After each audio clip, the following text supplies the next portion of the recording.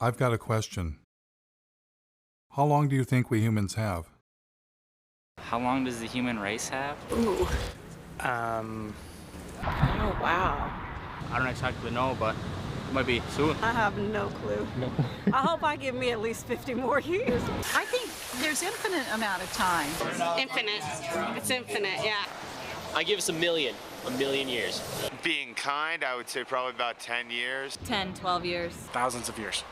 47 years, 3 months, 5 days. It's approximate. We're kind of like cockroaches on the planet. No matter how much damage we'll do, enough of us will survive to procreate and keep it going. Unless we can get to another planet, but then we're just going to fuck it up like we did Earth. Well, I think that we will be here for a long time, but we will change. We're going to turn back into apes.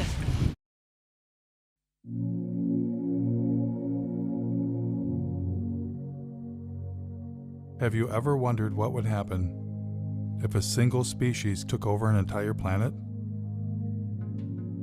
Maybe they're cute, maybe they're clever, but lack a certain, shall we say, self-restraint? What if they go too far? What if they go way too far? How would they know when it's their time to go?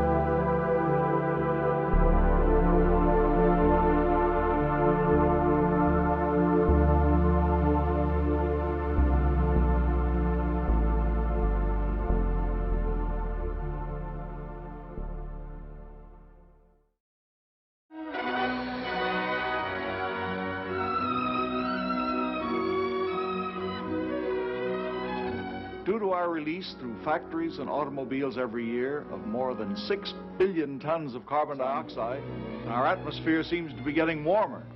This is bad? Well, it's been calculated a few degrees rise in the Earth's temperature would melt the polar ice caps.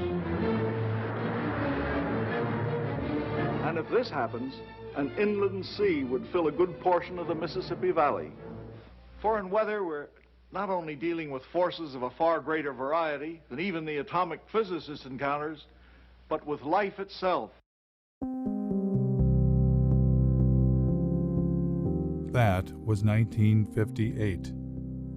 We've known about the dangers of climate change for 6 decades. Back then, there was so much air pollution it would actually block out the sun. There was so much water pollution, rivers caught on fire. Forget throwing plastic bottles into the water. We tossed our cars in there.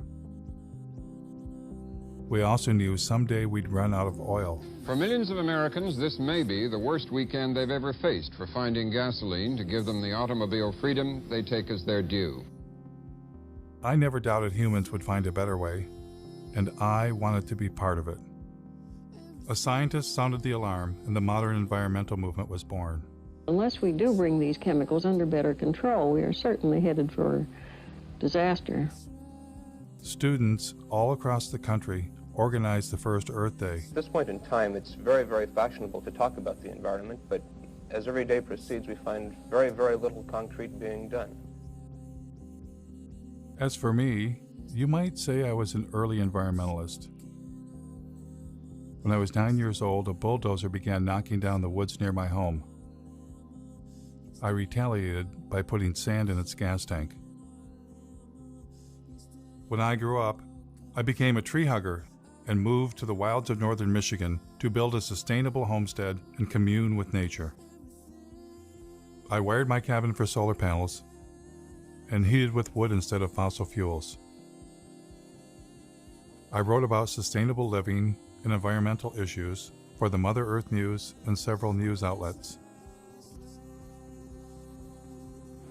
I traveled the country documenting invasive species, ecosystem collapse, and species threatened with extinction. I covered protests against destroying mountains for coal, and was once even confronted by the BP police. You're a journalist? Jeff Gibbs, yeah. By all means, you can take all the pictures you want. Okay. We'll write a report, and then we have to send it to the FBI and the U.S. Attorney's Office. They'll call you. Through all of this, I kept wondering, why are we still addicted to fossil fuels? So I decided to begin following the green energy movement. What better place to check out how our renewable energy revolution is coming along than a solar festival in the Green Mountain state of Vermont, powered by 100% solar energy. Solar. I was having fun and got a chance to ask about getting solar panels installed. You can keep adding, so maybe every time you get a tax return, buy another solar panel. But then a little rain began to fall.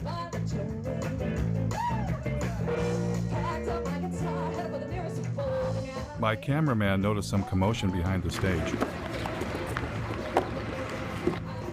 Did you guys set up here? This is our biodiesel generators in case we lose the power from Oh, so the festivals run off solar energy primarily? Primarily. We do need to bring some of this stuff in just because we want to make sure we have enough power to not kill our fancy toys that we have lighting the stage. But the biofuel generator wasn't enough, so they wound up plugging into the electrical grid that we all use. The other inverter operating, it's actually pulling power in from the grid, charging the batteries. It's running backwards from the way we originally intended to do it, but... That was disappointing. But after all, it had been raining. Maybe next time things would go better.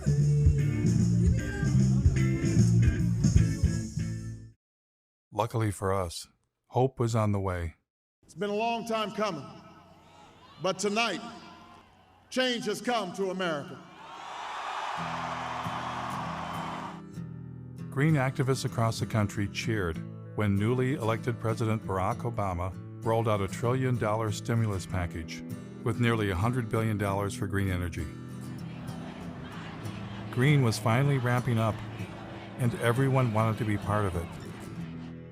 President Obama brought in environmental activist Van Jones from the Apollo Alliance with shovel-ready projects. They've got to put up tens of thousands of wind farms. They've got to put up millions of solar panels. Former Vice President Al Gore, who had a few years earlier released an Oscar-winning film, shared his ideas with the president.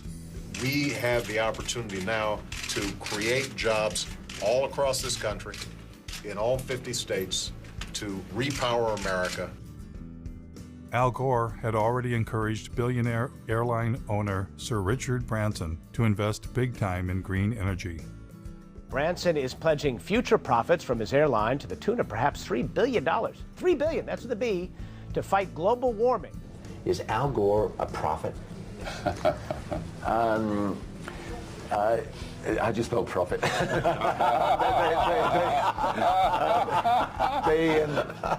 Investors came forward. Investor Vinod Khosla, known as the father of the clean tech revolution, has poured over $1 billion of his own money into some 50 energy startups. Major banks were eager to get involved. By 2020, we think renewables will require $395 billion on an annual basis. Robert F. Kennedy Jr. was both on the board of major environmental organizations and was leading a green energy investment group. We build wind farms, we build solar farms. Once you build our plant, it's free energy forever. The Sierra Club received $50 million from billionaire and former New York City Mayor Michael Bloomberg. Their mission, fight coal and promote clean energy. So with the mayor's gift, here's what will happen. We'll have a large and aggressive presence in 46 states. It's time for America to find a new energy path, one that takes us beyond coal. And then Bill McKibben, one of the nation's leading environmentalists and author of a breakthrough book called The End of Nature, formed an organization called 350.org with the mission of igniting a global climate movement. Can I show off my necktie for a minute? Because they made it for me yesterday. It's got that 350 on it because it's the most important number in the world. Things were looking up, and the green energy revolution was underway. Michigan had been hit hard by the Great Recession, and hundreds of millions of dollars in green stimulus money was arriving.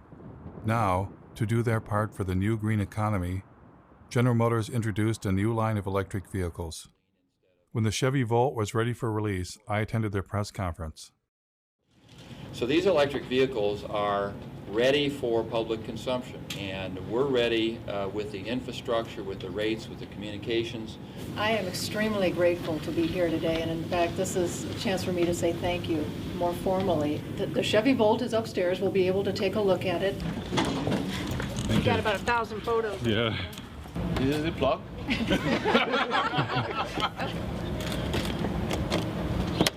It's as simple as that. The batteries are in the trunk? No, the battery in this particular design is a T shape right down the center and across the back seat area. Because everybody thought we killed the electric vehicle. No, we didn't. It's alive and well. So what's charging the batteries right now? What's the source of Well, electricity? here, it's coming from the building. I mean, is it, what's our mix of power? Oh, actually, Lansing feeds the building. What's that? Lansing feeds power to the building. So I don't know. They're, I bet you they're a bit of coal. Well, they're heavy on natural gas, aren't they?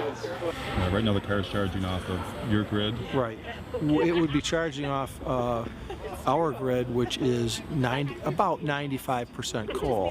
How long do you think it'll be before there's a solar and wind powered grid? Oh, golly. To suggest that all of the power used for these cars will be generated from wind and solar in the very near future would not be correct. In fact, we're talking about charging these up at night, so there won't be any solar at that time. So we're down to wind, and very often at night the wind does fall off. So I don't think coal is bad. The what? A big battle. Mountain top removal. Oh, yeah. Yeah. It's got lovely BTUs. It's got lovely Very energy dense, value. yeah. How do you burn it more cleanly? I mean, do you see natural gas getting bashed? we will be delivering power based on natural gas very shortly.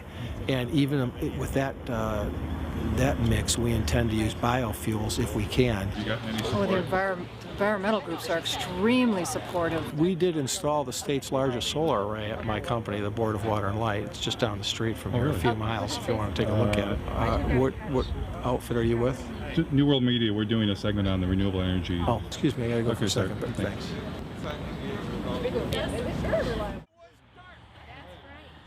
I decided to take him up on his offer to check out their football field-sized solar array right down the street. What we're trying to do with this kind of a tour is get a sense for what they've already done as an indication of what we could do to push the envelope even further. We took a hard look at wind and determined that, around here there's not any real good wind coming through all the time. That's what we liked about solar. You would get the power when you most needed it. Pass these around, look at them. They are pliable. Made in Michigan, that was another good thing. Although the efficiency of these panels is only about just under 8%. If you happen to be NASA and you happen to own a rover running around Mars, they have very efficient panels. But we can't afford those at about $1 million a square inch. How many homes would this array provide electricity? The standard answer that we tell everybody is we're providing enough to meet the peak requirements of 50 homes. However, for most of the people that look at it a little bit closer, we generate about 64,000 kilowatt hours a year. Our average customer uses about 6,000 kilowatt hours a year. 6,000 into 64 is just a little over 10. We can meet the energy requirements for 10 homes over a year. Will that be an incentive to put more solar on? Well, if you wanted to make all of the energy required for the city of Lansing over a year, well, how about you'd have a solar array that was 3 miles by 5 miles. Right, but we're not going to do that. But I mean, what would? My friend from the Sierra Club wanted him to be more positive, but he was not interested. As a consequence of the big push for green energy, wind farms were rising around the nation, including near my home in northern Michigan. We've done coal and nuclear for years. We've been trying to get in more into the renewable side. These are the largest in Michigan. I think it's 482 foot total. How many yards of concrete? There's 800 yards of concrete in the base, right around 140 tons of re-steel. What are the blades made out of? That's all fiberglass and balsam. They're about 36,000 pounds apiece. This tower will weigh 800,000 pounds when we're done. Then the cell is 220,000 pounds, and the hub and rotor assembly is another 160. It's pretty substantial. They were impressive machines. But is it possible for machines made by industrial civilization to save us from industrial civilization?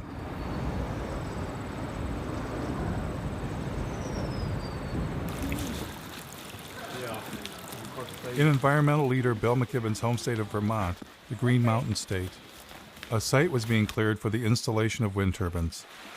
A group of citizens was concerned about how the construction might affect the mountains they love. I joined them for a tour.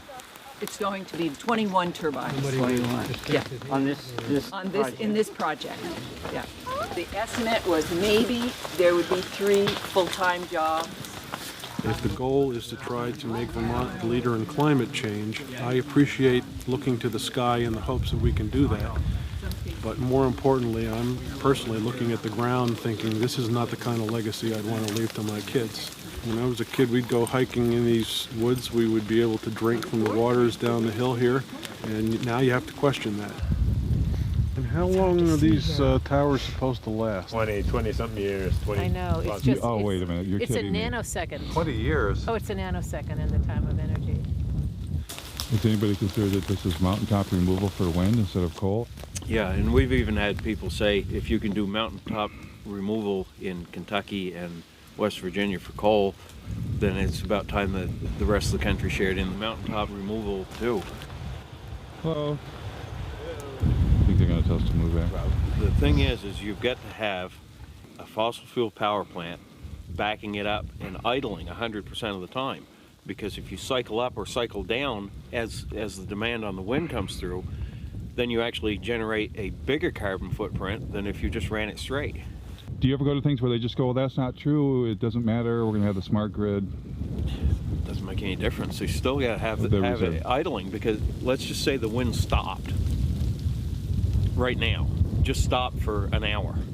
You've got to have that power. What do you do? I'm a environmental health and safety consultant. I usually work with businesses to help them do things, but I would never work with scum like this. You didn't get me on camera doing this today. Not being judgmental or trying to play God, but we've got to deal with population growth and sustainable resources. We've all got to cut back. All this energy is supposedly going to heat a water park. We can find unique and different ways to waste energy. This is not a Vermont company. I mean, Green Mountain Power will be bought out by Gas Metro, and Gas Metro is owned by Enbridge, as I understand it, which is a big company resource company in Canada which is exploiting the tar sands that wants to build the XL pipeline. See, they're all in bed together. It's still we don't know the whole story. Have you asked Mr. McKibben to come see that? He thinks anything renewable is good. Yeah. So that's what I've heard people say. This is...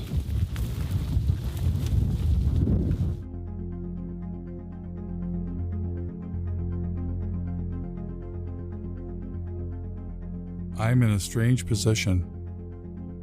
I'm against our addiction to fossil fuels and have long been a fan of green energy. But everywhere I encountered green energy, it wasn't what it seemed. This is like a perpetual energy battery. And where do you get the hydrogen from? The hydrogen, hydrogen is sourced from any hydrocarbon material. So you can get it from natural gas, you can get it from any petroleum or oil-based product material. I read about a zoo that was said to be powered by elephant manure. But it turned out the elephants didn't even produce enough manure to heat the elephant barn. That we don't even really make enough, and what we have elephant-wise, to even do that. We would need a lot more. More elephants. Yep, more elephants, more manure. Ethanol plants also seem to have a secret ingredient. This is the most productive farmland in the world, and we're not that far west of the biggest coal mines in the world as well. So bring the two together and get an ethanol plant. Great. So ethanol was reliant on two things: a giant fossil fuel-based industrial agricultural system to produce corn, and even more fossil fuels in the form of coal. All of this in the attempt to replace fossil fuels? It was enough to make my head explode. I was getting the uneasy feeling that green energy was not going to save us. And I wasn't the only one. I've counted something like 25 different alternative energy options. So surely among all of those, there are enough sources of energy to keep us living basically the way we are in perpetuity. That's not the reality. You know, we're getting, in some cases, no energy from these potential options. Richard York of the University of Oregon published a study in the journal Nature in which he posed the question, do non-fossil energy sources actually replace fossil fuels? Well, we implicitly assume often the substitute pushes out the thing you want it to substitute for. What you find is nations that add non-fossil energy sources do not seem to see a particular suppression of fossil fuels. That's pretty mind-blowing. We've got billions of dollars being spent, and green energy is not even replacing fossil fuels? They don't even know that that's a question, yes. The story that we're in right now is, okay, we're in ecological hot water, but there are technological fixes. And if we're just creative enough, if we're just ingenious enough, and if we just work hard enough, we will triumph. Seeking technological fixes one after another is simply going to lead us to another level of catastrophe sooner rather than later. We want to believe that these things are going to be available for us. So if we get a little worried and somebody comes up with a new thingy and promises that, you know, this will do it for us, we want to believe.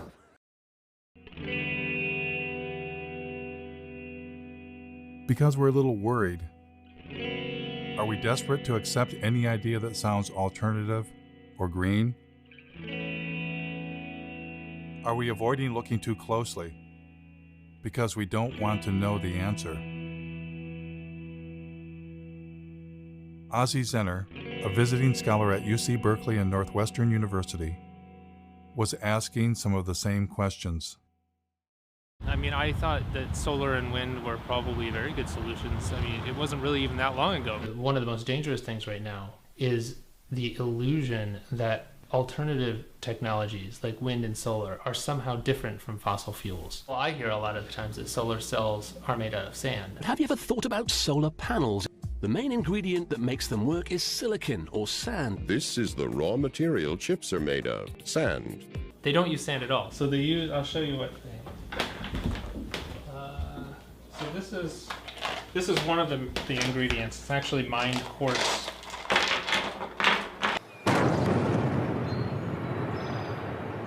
Spruce Pine, North Carolina, regarded as the finest source of high-purity quartz in the world for semiconductor, solar, and communication applications.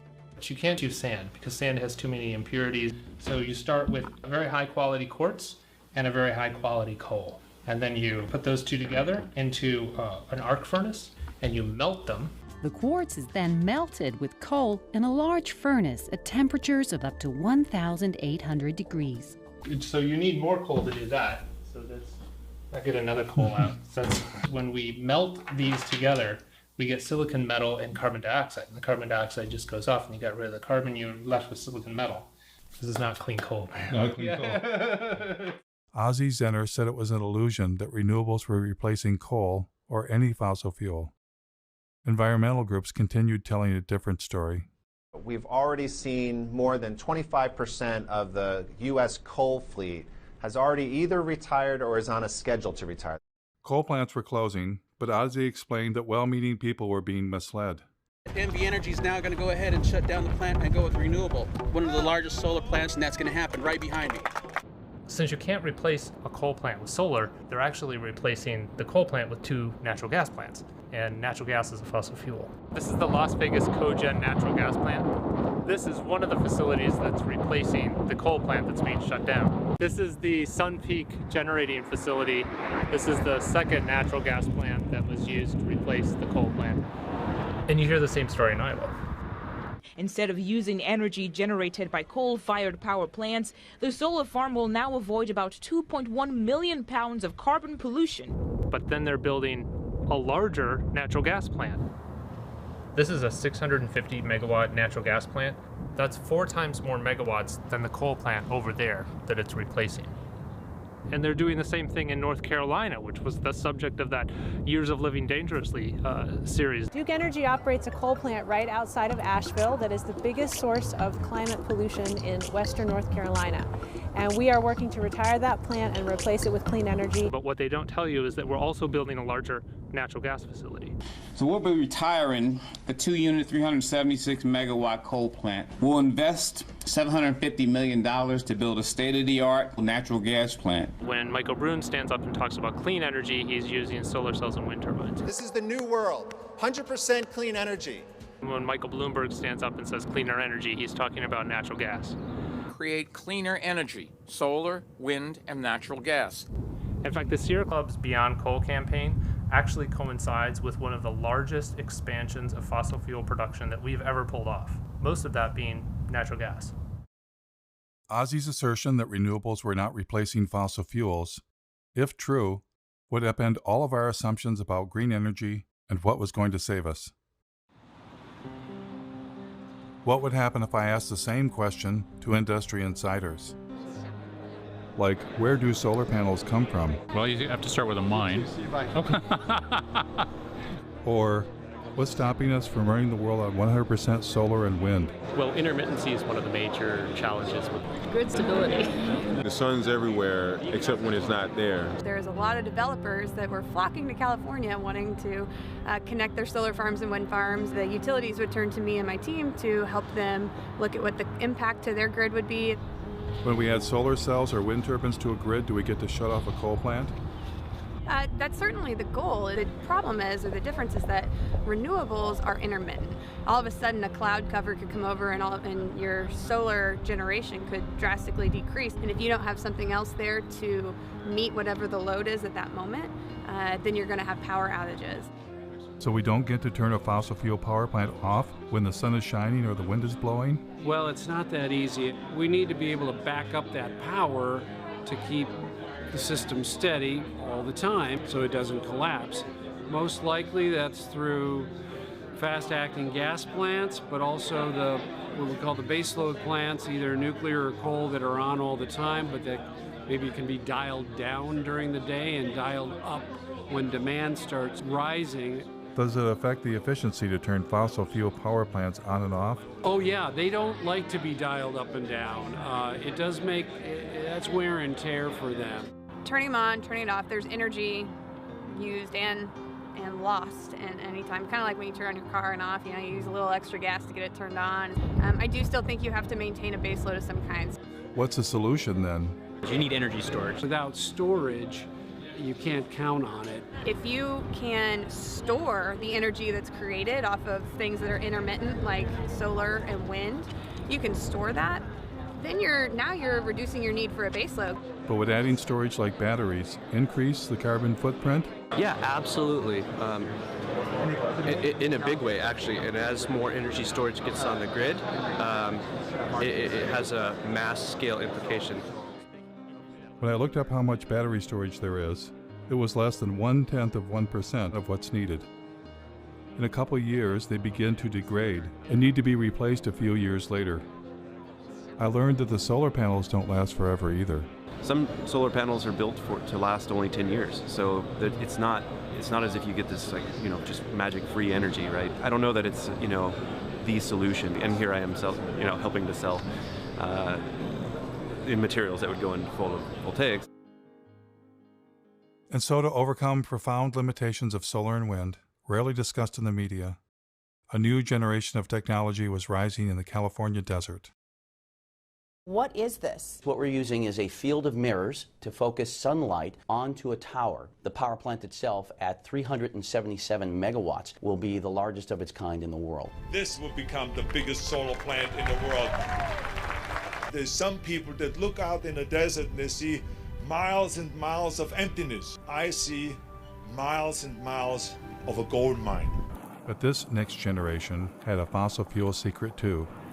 This solar facility burns natural gas pretty much every morning in order to get started up. How long do they have to burn it for? Hours usually. This is the incoming natural gas for the facility.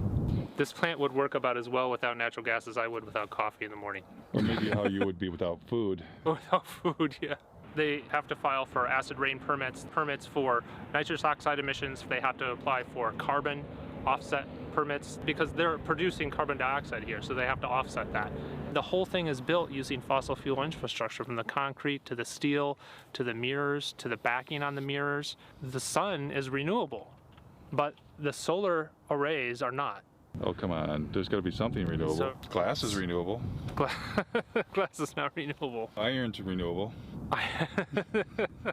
Aluminum, that's renewable. I recycle my pop soda cans. I know it's renewable.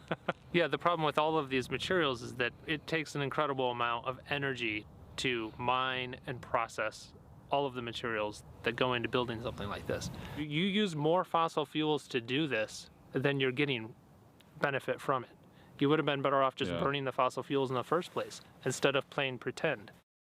That green energy has nothing to do with fossil fuels is apparently a story only meant for you and me. Here is Robert F. Kennedy Jr. speaking to oil and gas company insiders. It's a combination solar gas plant. It's a turbine that we just take from a gas plant, suspended from a big scaffolding, a tower, and surrounded by giant mirrors in the desert. The plants that we're building, the wind plants and the solar plants, are gas plants. What kind of game is being played here? Well, we're basically just being fed a lie. For instance, you'll hear about Germany running on wind and solar. 35% right now. 50% of their power. There were days this past summer when the Germans were generating 80% of their power from the sun. But Germany is still Europe's largest consumer of coal. Aber wenn in dieser Region die meiste Kohle gefördert wird, dann ist ja auch hier der größte CO2-Ausstoß. Only a small fraction of their energy actually comes from wind and solar. In fact, Germany just built a large terminal to import natural gas from the United States. Elon Musk, the founder of Tesla, when he announced his Gigafactory battery plant, he said it would power itself with wind and solar energy. Through a combination of geothermal, wind, and solar, it will produce all the energy that it needs. But in fact, it has lines connecting it to the same electrical grid that we're all connected to.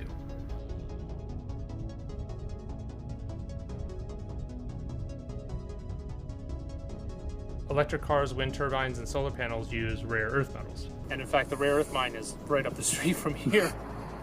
In mining these deep deposits, about 90% of what they pull up out of the ground contains uranium, thorium, and low level of other radionuclides. Radioactive waste that has to be disposed of somehow. They kind of turn into a paste and spread it over the desert floor. Well, that's good for the desert, right? Yeah, the desert loves that. Tesla's electric cars are built with aluminum, which uses 8 times more energy to manufacture than steel. They use lithium, which also rely on toxic mining. And even more graphite, which is one of the rarest forms of carbon. In fact, the investors wanted to open several new graphite mines after Tesla announced the Gigafactory. Apple claims to be 100% renewable. We never stop thinking about what's best for the planet. We now run Apple on 100% renewable energy. All of our facilities worldwide. And they did chop down a forest to put up solar panels near their North Carolina plant. But they didn't disconnect from the grid, and they can't. Duke says energy-hungry companies like Apple can never go entirely off the grid. They're still hooked up to our grid. Despite all of the claims, I haven't found a single entity anywhere in the world that's running on 100% solar and wind alone. It turns out, you don't just need fossil fuels to run a place like Ivanpah. You need the devil himself. Or in this case, themselves. All of the mirrors that you see there are built by the Koch brothers, Guardian Glass Industry, a company that they control. Koch Carbon creates a lot of the inputs that are used to create the cement and the concrete and the steel. And not only that, they build the plants that builds polysilicon for solar cells. They have actually their own solar line called Solar Molex. From every step of the process, the Koch brothers are there. But they're the evil doers. Yeah, the funny part is that when you criticize solar plants like this, you're accused of working for the Koch brothers. That's the idiocy in all of this. This absolutely cannot extend civilization's life. This relies on the most toxic and industrial processes that we've ever created.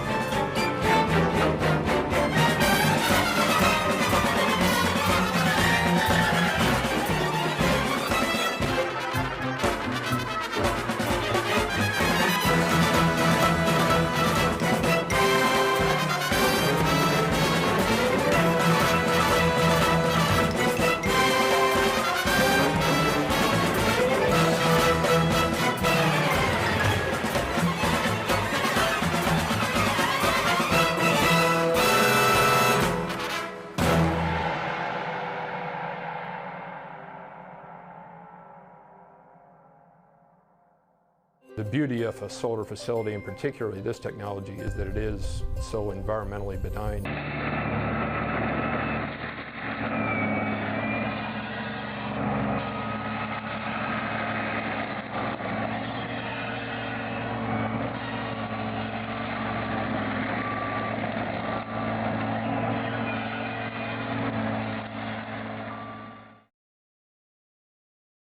I too had once thought deserts could be sacrifice zones. I was wrong. Deserts are not dead. They are in fact full of ancient life.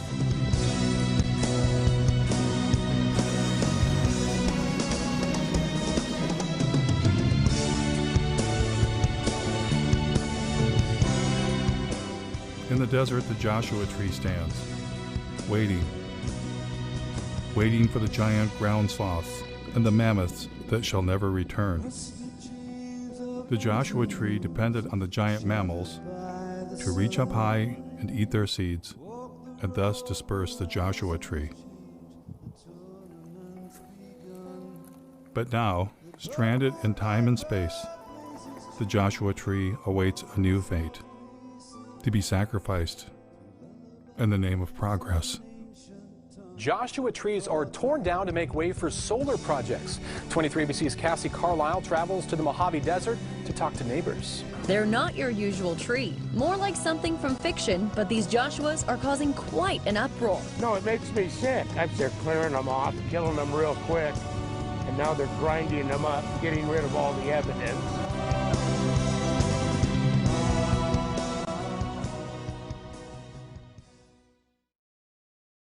Not far from Ivanpah Solar, Daggett, California was home to several generations of solar arrays, including some of the first on the planet.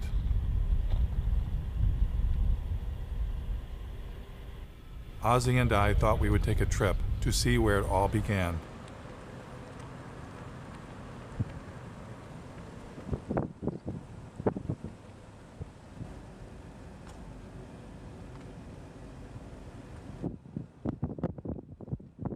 One of the sunniest places in the planet, really. The center of the solar industry. And they've been building and dismantling and building arrays here for about 40 years. Then we happened to run into the mayor of Daggett. I know the solar plants out there. My husband, back in, I'd say 83, 84, they worked out there building that solar plant out there. Yeah, the SEGs. And everybody here worked. How's that held up? Is it the job still here? No. Jobs went bye-bye. They have their normal people that run the plant operators and stuff like that, the big wigs, you know, they have that.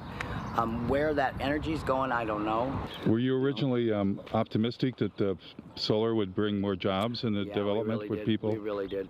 A lot of things come into this town, they come and go. They go really fast. Did you see this? Then Ozzy and I discovered that the giant solar arrays had been razed to the ground. Oh my God. I mean, this was huge. It suddenly dawned on me what we were looking at. A solar dead zone. Look at the blowing sand. Yeah, there's sand everywhere. There's sand dunes forming around this area. Wow.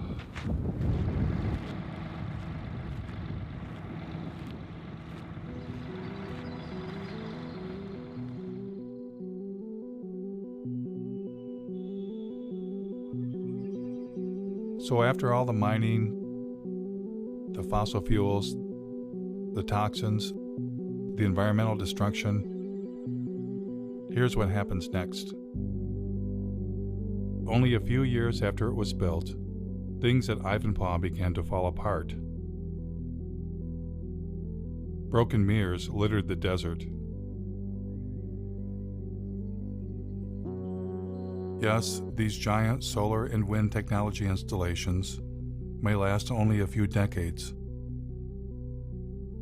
then tear it down and start all over again. If there's enough planet left.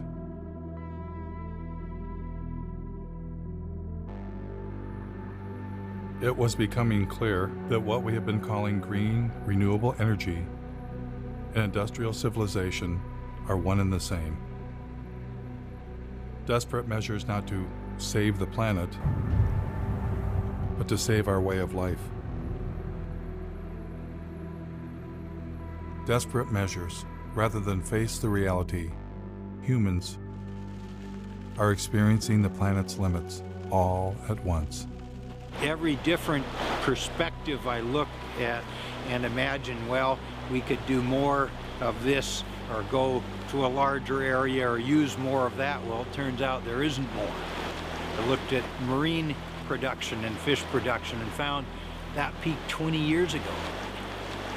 More and more of what we eat is from fish farming. The current acres of actively farmed land, that is peaked also. The rivers are already being irrigated to about the limits of what they can sustain.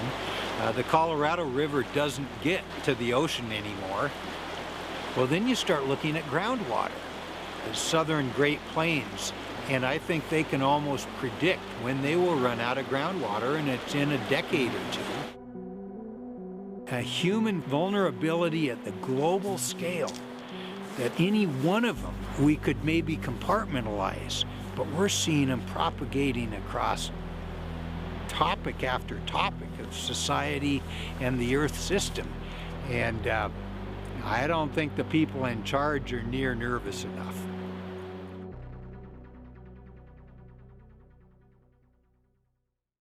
Though each of them takes climate change seriously, every expert I talked to wanted to bring my attention to the same underlying problem. There are too many human beings using too much too fast. As a global community, we really have got to start dealing with the issue of population. Population growth continues to be not the elephant, the herd of elephants in the room. Can a single species that's come to dominate an entire planet be smart enough to voluntarily limit its own presence?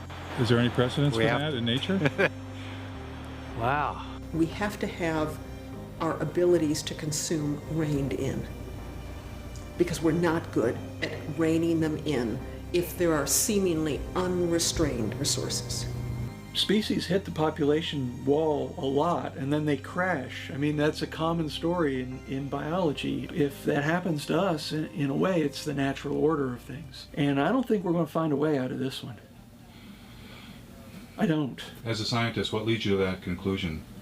Well, because right now, a large percentage of that number is supported by industrial agriculture, which is heavily subsidized by oil, and it's not sustainable. And, you know, and there's no going back. Without seeing some sort of major die-off in population, there's no turning back. What's the thing that nobody ever asked you that you wanted? Nobody's ever asked me if I'm scared. Yeah. And I am. I actually am scared. I lose sleep over all of this.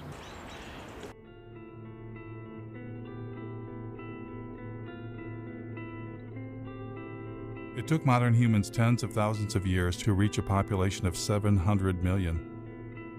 And then we tapped into millions of years of stored energy known as fossil fuels. Our human population exploded. It increased by 10 times in a mere 200 years. Our consumption has also exploded, on average 10 times per person, and many times more in the Western world. You put the two together, the result is a total human impact 100 times greater than only 200 years ago. And that is the most terrifying realization I have ever had. We humans are poised for a fall from an unimaginable height. Not because of one thing, not climate change alone, but all the human-caused changes the planet is suffering from. So why are bankers, industrialists, and environmental leaders only focused on the narrow solution of green technology? Is it the profit motive? And why, for most of my life, have I fallen for the illusion green energy would save us?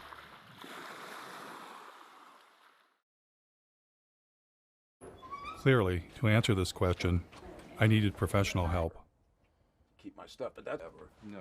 I'd never heard. I'll just be honest with you about my dilemma. You can be my, clinical, social, psycho. It's like the right has religion, and they have a belief in infinite fossil fuels. Our side says, oh, it's going to be okay. We're going to have solar panels. We're going to have wind towers. As soon as I heard you talk about our denial of death, I'm like, could that be it? Could it be that we can't face our own mortality? Could we have a religion that we're unaware of? Absolutely. I think you've hit the proverbial nail on the head. What just differentiates people from all other forms of life is that, we're not only here, but that we know that we're here. If you know that you're here, then you recognize even dimly that you'll not be here someday.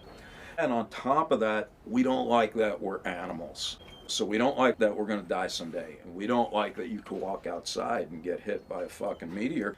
What human beings did back in yesteryear is to envelop ourselves in culturally constructed belief systems. You know, call them cultures, call them worldviews, schemes of things, whatever you call them. Every human community has them. Every culture has an account of the origin of the universe. Every culture has a prescription for how you're supposed to behave while you're here. And every culture offers its denizens hope of immortality, either literally or symbolically. Then the question is, well, what happens when you bump into people who don't share those beliefs? Whether you know it or not, whether you like it or not, that's undermining the confidence with which you subscribe to your own views and exposing you to the very anxiety that those beliefs were constructed to eradicate in the first place. If we're to make progress, whatever that word means, or even to persist as a form of life, we're going to need to radically overhaul our basic conception of who and what we are and what it is that we value. Because the people that you referred to earlier, both on the left and the right, that think we're going to be able to discover more oil or solar panel ourselves into the future, where life will look pretty much like it does now, you know, only cleaner and better. Either with more oil or greener Correct. or both. I think that's just frankly delusional. What I'm hearing is that if I haven't come to grips with my own anxiety about death and life and presented with a reminder of that, yeah, I'm highly likely to make some tragic decisions for the community. Yes. The only solution in principle is, you know, as Albert Camus put it, he said, there's only one liberty: to come to terms with death. Thereafter, anything is possible. I find that downright inspiring. As for our environmental leaders who dwelled in comfortable illusions, how tragic of decisions were they capable of making? I was about to find out.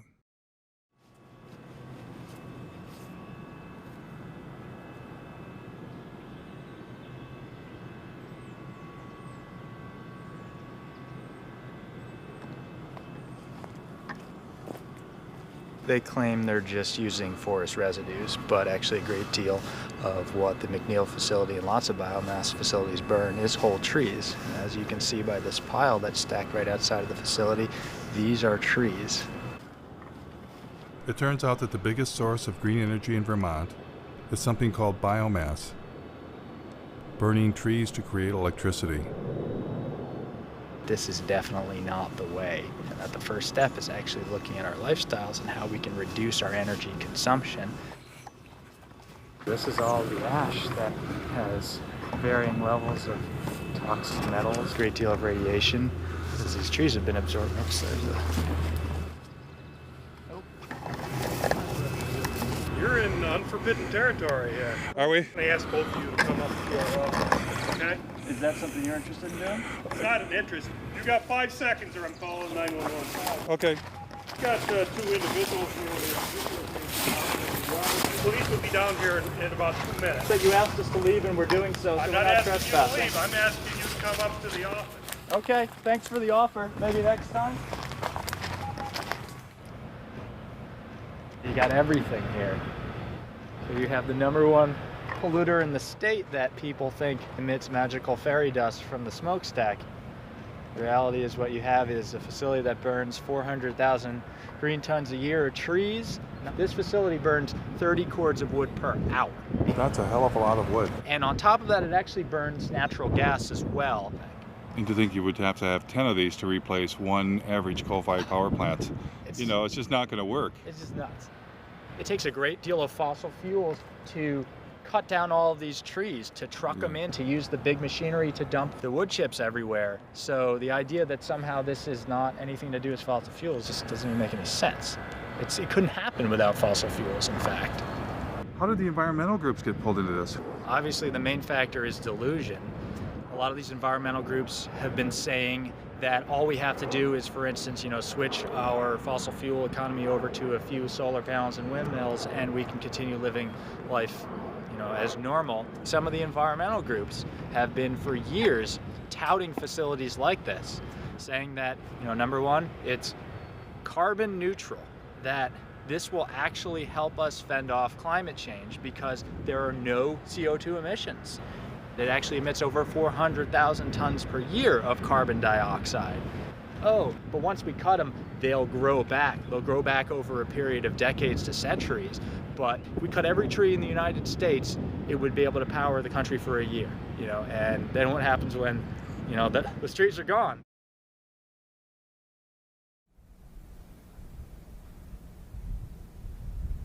I discovered biomass plants were not even always biomass plants. This is actually a solid waste incinerator that's posing as a biomass plant. The impact on this community is severe. The plant is right next to its Head Start school for preschool kids. There is Green Hill Manor, and that's an assisted living senior residence. And there's also a Catholic elementary school right next door. How do you know they're polluting? Can you see it We ever? can see it. The snow at the elementary school and at the preschool is covered with black, some kind of black soot. We just had it analyzed, and it came back as mostly tire chips. They have to add tire-derived fuel to raise the temperature of the fire, because anybody who's tried to burn green wood or wet wood knows that it doesn't burn very well. But this biomass plant had yet another surprise. They admit that they burn 20.1 tons per hour of creosote-treated railroad ties. Besides that, they are allowed to burn 500 pounds per hour of PCP-treated railroad ties. These are shipped in from Canada. It's not green, it's not renewable, it's not carbon neutral, it's not anything that they claim it to be. Yet, they got $11.5 million grant because it was classified as renewable. The plant owner told us that they were having trouble getting enough wood chips. And he even asked us if we had any scrap wood where we lived, would we call the plant and let them know so they could come up and pick it up. We're not talking about some old industrial site. We're next to one of the most beautiful places in the world. We are next to Lake Superior. This is Keweenaw Bay. This is actually Lance Bay. It's part of Keweenaw Bay. It's Lake Superior, our lake. So it's a very sacred place to many people.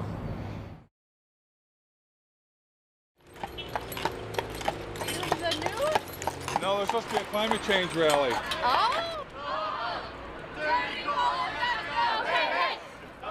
Michigan State University students, inspired by 350.org, were holding a rally for the clean energy future they'd been promised.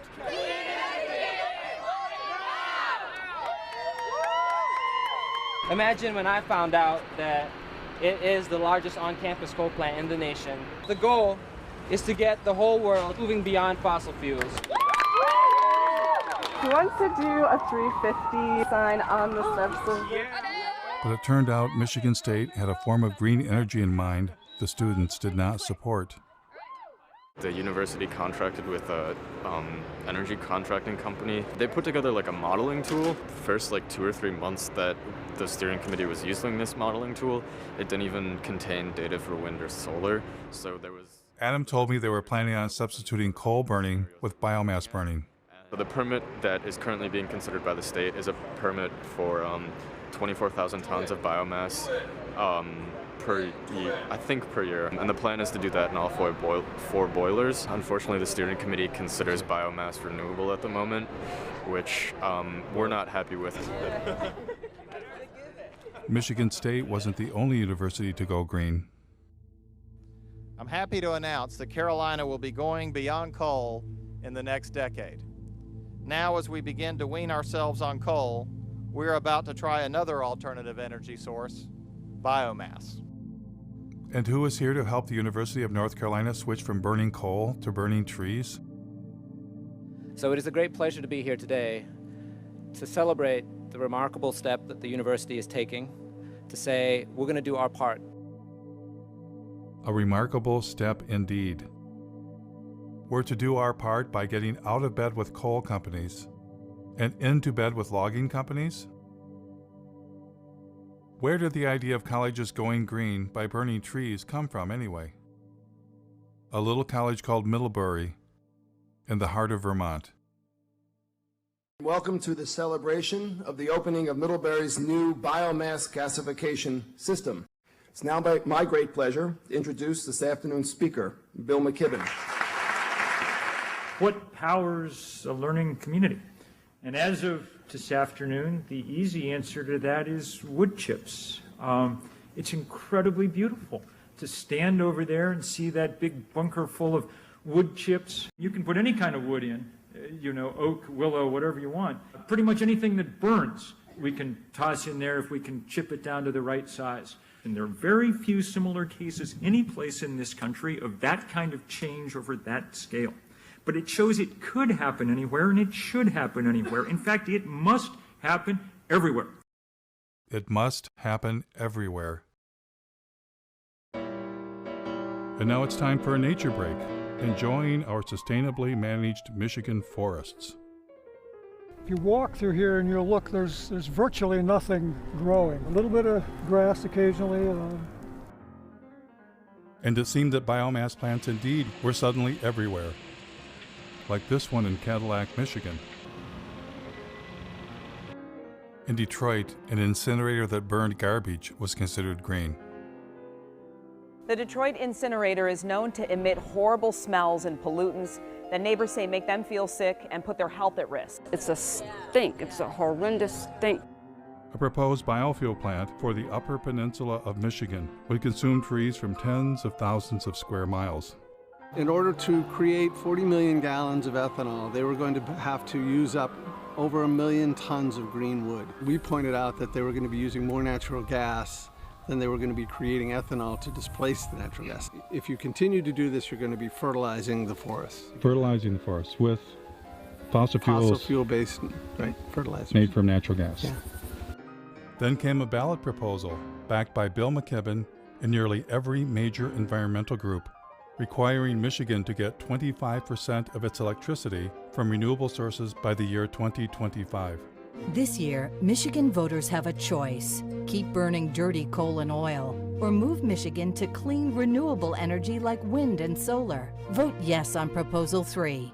Surprisingly, Proposal 3, also known as 25 by 25, was the brainchild of an organization that was 100% biofuels and biomass. Allowing America's farms, ranches, and forest lands to be active participants in contributing to America's energy future. These are the biomass and biofuel plants across the U.S.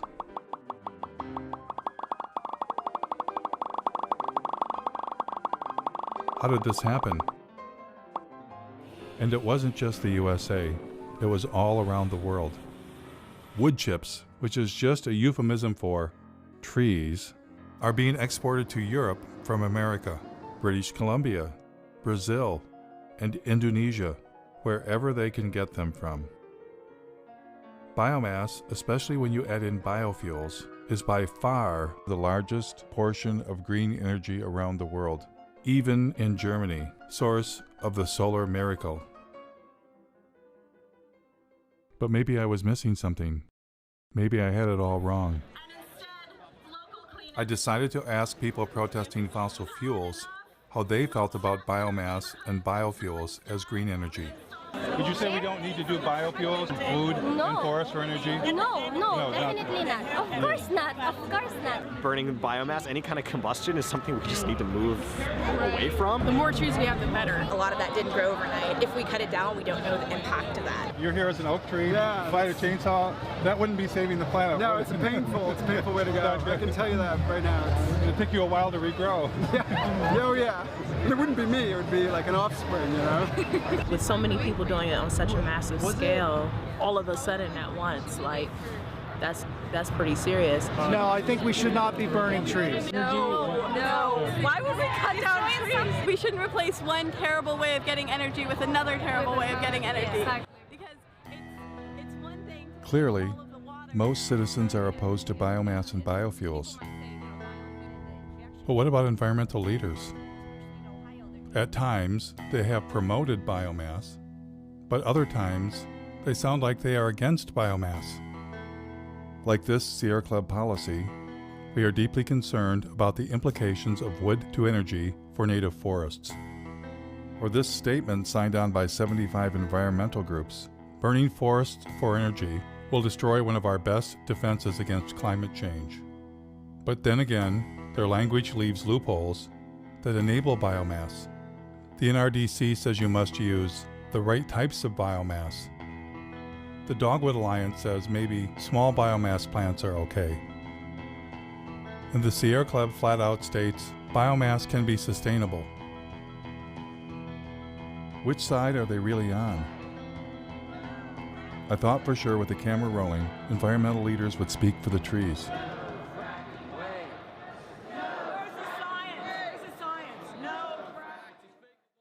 We're here to tell a story about what the forests of this state, of our Commonwealth, mean to us. Does your organization have any stance on that? I'm not sure I would say we support it as much as we can wrap our heads around it. We've almost made a peace with the timber industry. I'm just curious, what's your group's stance on using forests for biomass? Biomass is renewable, biomass is sustainable. And I'm with Clean Water Action. We don't really have a stand on it. If the director of the Sierra Club was here, she'd be able to talk your ear off about it. I'm the director for the Sierra Club in Pennsylvania. Does the Sierra Club support or not support biomass? I'm not totally prepared to talk about our policy on biomass today. Our position is somewhat nuanced, so I just want to be, careful not to. So you're with 350? I am. Does 350 have a position on biomass? Because I'm kind of actually... I can't really speak for 350. Do you personally have an opinion about whether we should be burning trees for green energy? No, I don't have an opinion on that. I like a fire. One of my biggest concerns as an environmentalist is that we're starting to burn trees. So there are tree burning power plants. Are you aware of the problems with biomass or biofuels? Yeah. I'm not as aware of that as I could be or I should be. Jeff Gibbs, working on a documentary in Michigan, where I live, where I'm from. There's large plants that burn trees for energy, and pretty much whole trees chipped up. Do you have a thought about whether that should be part of green energy or not? Well, the great thing about green energy is you don't have to pick a favorite. Jeff Gibbs. Oh, hello. My biggest concern is that in Germany, for instance, they're moving towards solar and wind, but 60% of their actual energy is coming from biomass. 60% of what's considered renewable energy. Burning trees for energy? I don't know the details out of Germany. What Germany's really doing is a lot of sun and wind, and that's really powerful to see. I'd like to see us come out against any burning of trees for clean energy. Would you? Although I confess I stoke my wood stove almost every night of the winter, so I'm not the right person. But designating green energy for power plants. Yeah. I don't know. It's not what today's about. We're on the... But we're burning trees instead of fossil fuels. This is from Taiwan. Oh, good. And we're wondering that what role do you want to play in this market? I think the biomass question is a non-starter.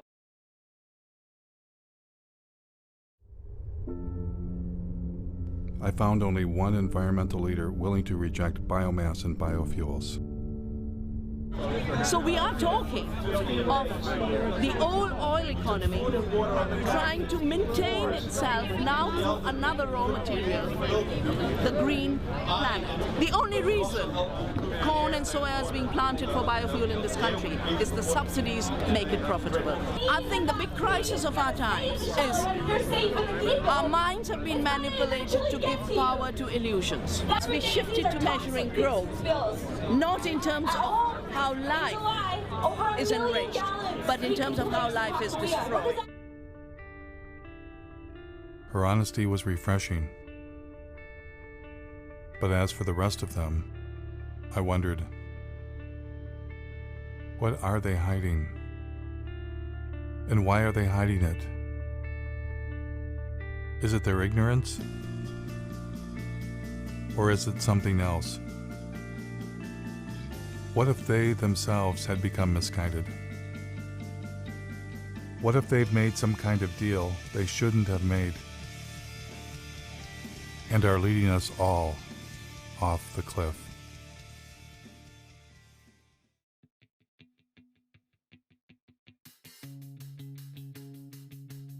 It was long past time for me to come to grips with the other elephant in the living room, the profit motive. The only reason we've been force-fed the story climate change plus renewables equals worse saved is because billionaires, bankers, and corporations profit from it. And the reason we're not talking about overpopulation, consumption, and the suicide of economic growth is that would be bad for business, especially the cancerous form of capitalism that rules the world, now hiding under a cover of green. Today, Bloomberg Philanthropies is making, I'm happy to announce, a new investment of $30 million in the Beyond Coal campaign. We have more. I'm glad to say that more than a dozen additional funders have committed to match that $30 million. And who were these new partners? One of them was Jeremy Grantham, billionaire, world's leading timber investment advisor. They were not investing in trees to turn them into nature preserves, which might answer another riddle. Why is this name redacted on the Sierra Club's tax return? Would they be embarrassed to take $3 million from a man who made his living selling the forests of the world? Bloomberg bringing a timber investment billionaire to the party was no coincidence. Bloomberg sponsored a UN climate session to discuss ramping up biomass and biofuels around the world. Billionaires were in love with the idea of turning what was left of nature into green profits. Remember when Al Gore had gotten Richard Branson to invest billions into saving the planet? Richard Branson, founder of Virgin Atlantic, powered a Boeing 747 from London to Amsterdam on a coconut oil mixture to highlight the potential of this amazing oil as a clean energy biofuel. Branson had actually invested in biofuels. He was attempting to replace the jet fuel damaging the planet with biofuels that required the consumption of the living planet. And it was game on for the airline industry. Dozens of researchers from all over the Northwest gathered in Missoula the past 2 days to explore the idea of converting the region's massive reserves of wood into jet fuel, especially with the demand for aircraft fuel expected to grow by 1 billion gallons in the Northwest alone. United Airlines will buy a $30 million stake in biofuel company Fulcrum Bioenergy. The airline used 3.9 billion gallons of fuel last year. What technology was Silicon Valley billionaire Vinod Khosla hoping to profit from? Nature takes 1 million years to produce our crude oil.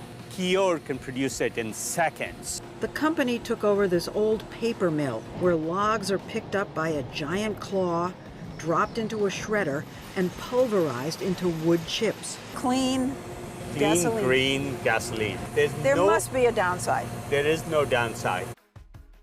The bank that crashed the economy, ruined millions of lives, and has their tentacles on the levers of power.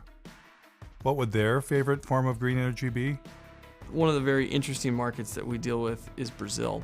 It's unlike any other market in that today, alternative energy isn't really alternative energy. It's so much a part of the fabric of the society. The country began to utilize its vast resources of sugarcane to produce ethanol.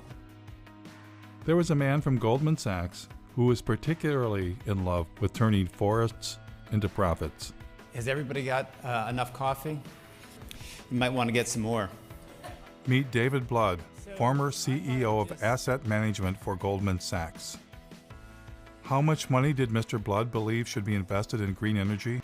A natural alignment for something in the order of $40 to $50 trillion worth of capital. $40 to $50 trillion. And who was going to help the man from Goldman Sachs? Help him raise that astronomical amount of money? A gentleman some of you may recognize and know, Bill McKibben. It's entirely dependent on what kind of political will we can muster. And if we do not get this done very fast, then we're not going to get it done. And so Bill McKibben went forth to generate the political will for trillions of dollars in green investments. Our next guest has been called our nation's leading environmentalist. And you are, in some sense, the grand poobah of the environmental movement. My guest tonight is on a global crusade. On a global crusade for what?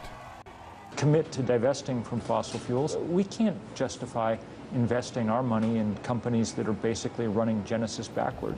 So when you divest from fossil fuels and invest in green funds, what are you investing in? I took a deep dive into Securities and Exchange Commission filings to find out.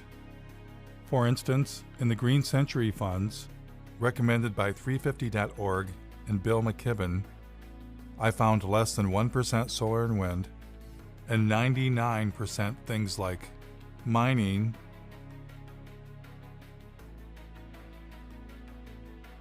oil and gas infrastructure companies, including a tar sands exploiter, McDonald's, one of the companies driving meat consumption across the planet, Archer Daniels Midland, one of the world's largest producers of biofuel, Coca-Cola, the largest creator of plastic pollution on Earth, logging and paper companies, including one that brags about biomass burning, and banks. Lots of banks, including BlackRock, the largest financer of deforestation on Earth. The business that they're engaged in is actually destroying our life support system. The Sierra Club also partners with a green fund called Aspiration. Aspiration also includes dozens of companies profiting from the destruction of the planet, including Chevron, ExxonMobil, Chesapeake Energy.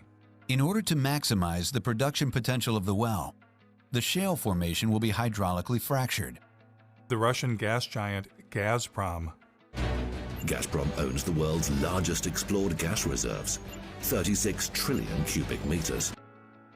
And in perhaps the most bizarre twist of all, the Sierra Club's Green Fund's biggest holding is Enviva, the world's largest consumer of forests, to be incinerated in green energy biomass plants.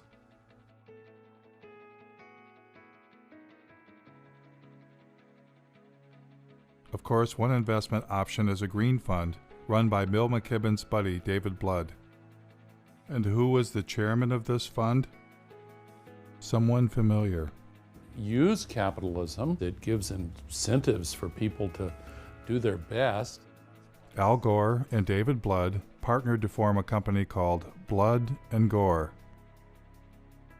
No, scratch that. Generation Investment Management. And within this fund, Blood and Gore designated a special investment category, targeting $650 million of biomass and biofuels. Funny thing was, they partnered before Al Gore's film came out. Was that movie just about climate change? Or something else? On one side, we have gold bars. Don't they look good? I'd just like to have some of those gold bars. On the other side of the scales, the entire planet. If we do the right thing, then we're going to create a lot of wealth. And when it came time for Al Gore to choose between the entire planet and getting him some of them gold bars, what choice did he make? Here is Al Gore earning his keep by pretending to care about the rainforest while lobbying Congress on behalf of the sugarcane ethanol industry. Any comment on the Brazilian effort here with the issue of the possibility of expanding into that Amazon River basin with further deforestation to produce more ethanol out of sugarcane is a worry, and apparently you're not as concerned about that. No, I am. I simply forgot. What's been going on there is really very troubling. Nós somos humanos que apenas querem sobreviver. And with your permission, I'll show you a very quick example of it over a period of 25 years. The invasion of sugarcane monocultures in the region clashes with the indigenous people's right to land. These are images of a last-ditch attempt by the Guarani Kiowa to resist eviction. Important to note that the exploitation of the sugarcane growing areas in Brazil does not have to inevitably have the knock-on consequence of causing destruction in the Amazon. Sugarcane fields are burning. They're set alight before the harvest to eliminate the leaves and tops of the plant, which makes cutting more efficient. Environmentalists blame the seemingly endless sugarcane fields for air and water pollution on an epic scale. And along with deforestation, the threat it poses to the environment is becoming clear. Once the indigenous families were expelled, the landowners set their homes on fire.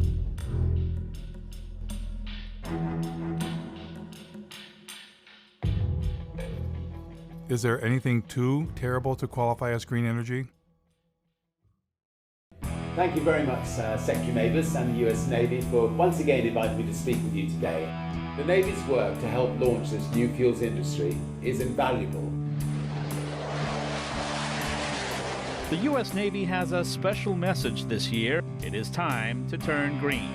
Joining the vessels is what the U.S. Navy calls its Great Green Fleet of warships powered by fuel from renewable sources like algae, grass, and animal fat. Animal fat.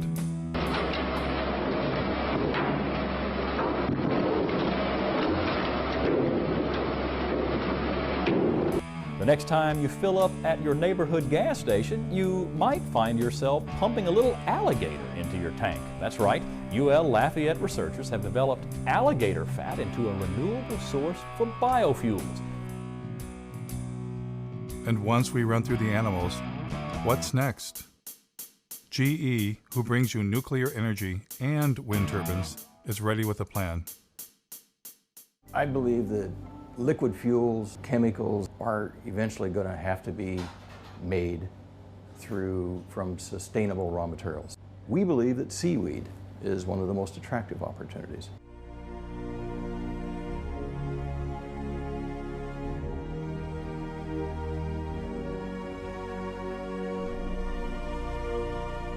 Better hurry.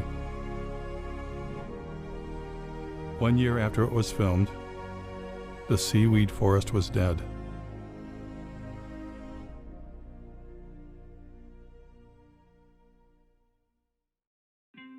You might ask yourself, how could men destroy what remains of nature to enrich themselves?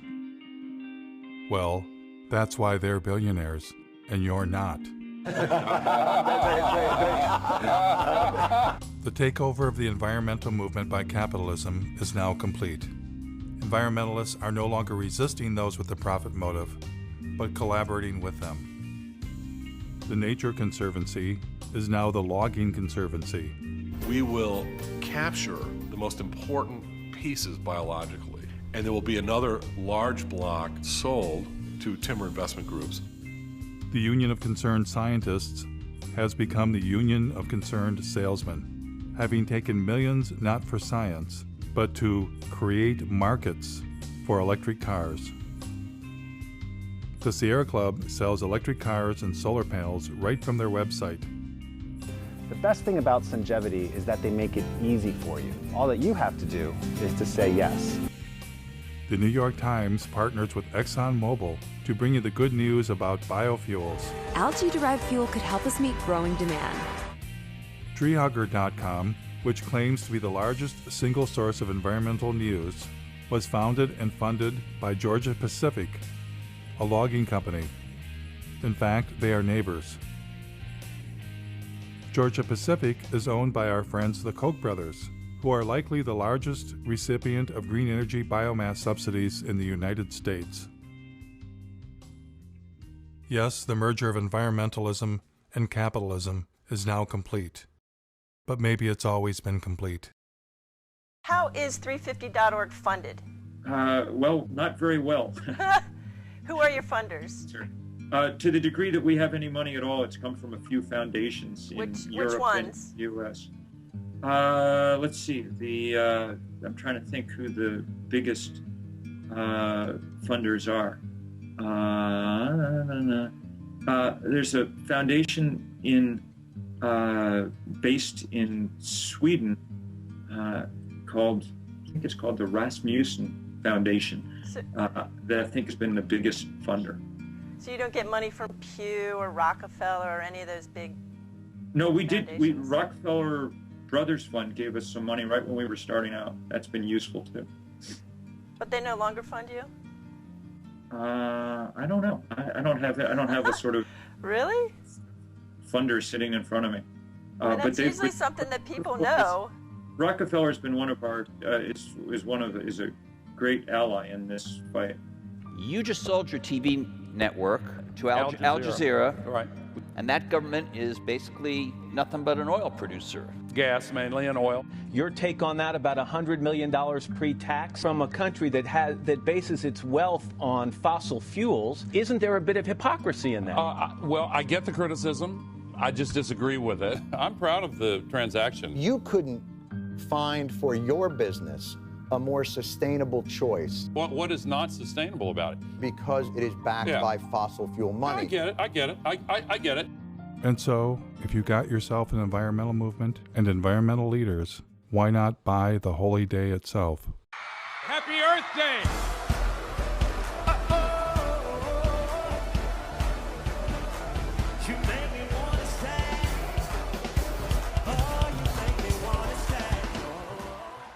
Now we are facing the greatest sets of issues that we've seen in my lifetime.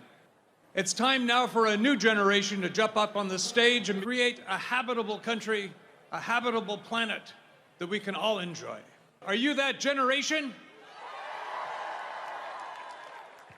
I need to thank Building Energy, which provided so much solar power to this that we've powered the entire event with solar energy.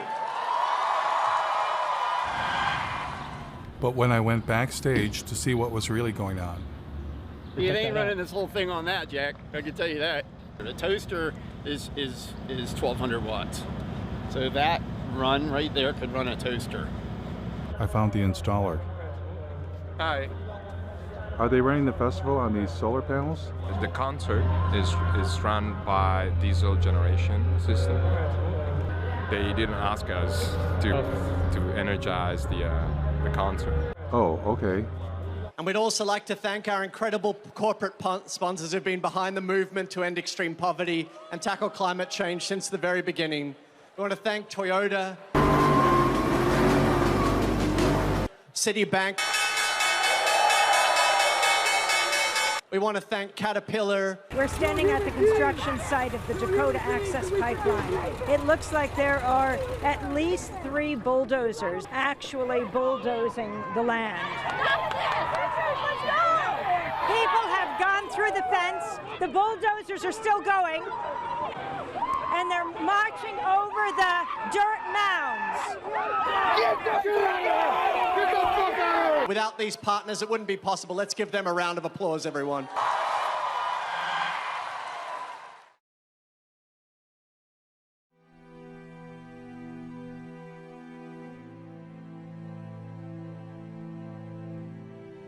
Now I know this all might seem overwhelming. It's the kind of thing that we normally don't try and think about. But by not thinking about it, it stands a good chance of doing us in. I truly believe that the path to change comes from awareness. That awareness alone can begin to create the transformation. There is a way out of this. We humans must accept that infinite growth on a finite planet is suicide. We must accept that our human presence is already far beyond sustainability and all that that implies. We must take control of our environmental movement and our future from billionaires and their permanent war on planet Earth.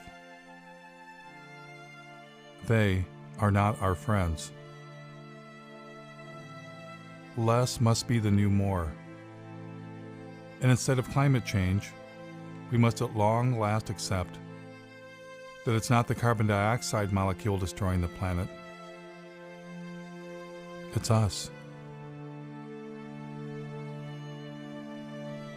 It's not one thing, but everything we humans are doing.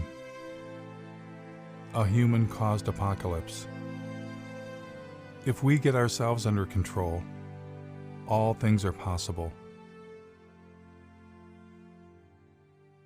And if we don't,